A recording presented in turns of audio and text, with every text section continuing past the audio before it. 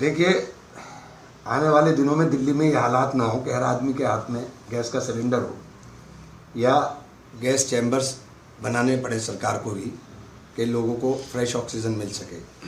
मुझे तो रात में भी सफोकेशन हो रहा था, क्योंकि हम लोग फुटहिल्स में रहते हैं तो हमें तो ज़्यादा एकदम महसूस होता है आने के बाद। दिल्ली की अंदर हवा बिल्कुल जहरीली हो गई है।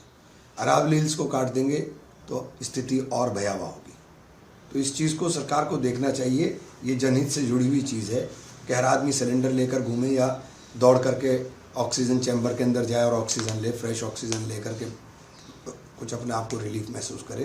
तो मैं तो अपनी गाड़ी के अंदर भी कैरी करूँगा, ज़रूरत लग रही है, महसूस हो रहा है। पार्लियामेंट भी लेके जाएंगे क्योंकि 8 घंटे 7 घंटे पार्लियामेंट, हाँ, गाड़ी में रहेगा। मैंने गाड़ी में लेकर कैरी कर जाऊँगा। एक सवाल ये है कि महमूद मदनी साहब ने फिर एक बार कहा है कि कांग्रेस से ये उम्मीद नहीं करनी चाहिए कि वो मुसलमानों के मुद्दा उठाए, और कोई भी मेन स्ट्रीम पार्टी में अभी ये वो नहीं है कि वो मुसलमानों के मुद्दे उठाए। कौन उठा रहा है? और हम ही तो उठा रहे हैं। उठा कौन रहा है? हम ही तो उठा रहे हैं, हर मुद्दे को तो उठा रहे हैं। वक्फ के ऊपर सबसे ज़्यादा लड़ाई हमने ही तो लड़ी। वक्फ पे कौन लड़ रहा है? हम ही तो लड़ रहे हैं।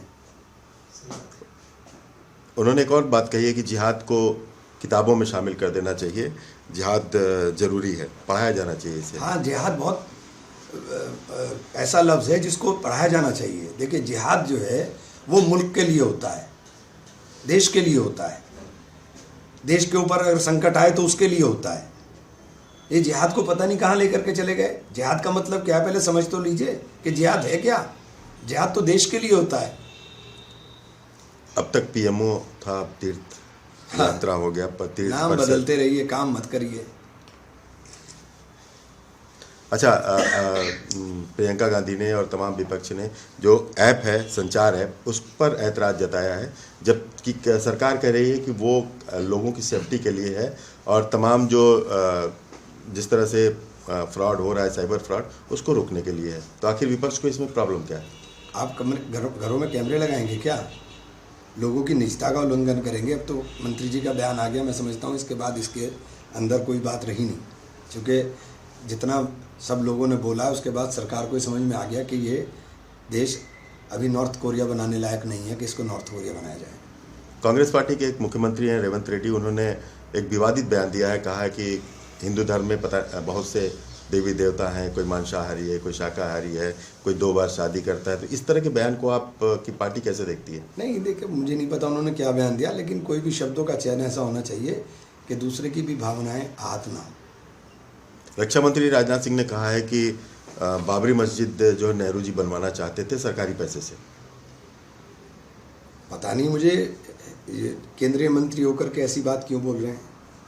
इतिहास में तो दस्तावेज है जिसके अंदर कहा गया है कि आरएसएस को सरदार पटेल जी ने बैन किया था की और नफरत की बातों का। सरदार पटेल जिंदा होते, कुछ और दिन जिंदा रहते, तो ये संगठन का नामो निशानी ख़त्म करके जाते, जिस तरह की उन्होंने चिट्ठी लिखी थी। लेकिन के मोहम्मद ने भी कहा है कि मुसलमानों को छोड़िए, इसको ऐसे लोगों का क्या जानते हैं। अच्छा सर, ये एसआईआर पर तत्काल चर्चा की मांग विपक्ष कर रहा है। राज्यसभा में मल्लिकार्जुन खड़गे जी ने कहा, लेकिन कहा है कि अभी ये जल्दबाजी इतनी ठीक नहीं तो हो गया ना। अच्छा, एक सवाल और रखिए। रेणुका चौधरी जी ने कहा कि सेना के जवानों पर प्रेशर डाला जा रहा है, उनको प्रेस कॉन्फ्रेंस करने के लिए सरकार मजबूर कर रही है। अगर उनके पास ऐसी कोई बात है और उन्होंने बोला है और ऐसा हो रहा है तो ये तो गलत ही है ना। एक कल सुप्रीम कोर्ट से टिप्पणी आई थी कि क्या घुसपैठियों के लिए रेड कारपेट बिछा दिया जाए। ऐसी टिप्पणी को आप कैसे देखते हैं? बिल्कुल नहीं बिछाना चाहिए, बिल्कुल नहीं बिछाना चाहिए। लेकिन ऐसे लोगों को भी बताना चाहिए, सरकार को भी, कि सीमाएं इतनी कमज़ोर क्यों हो गई कि कोई भी घुसपैठ कर लेगा। फिर सीमा सुरक्षित कहाँ है अगर घुसपैठ हो रही है?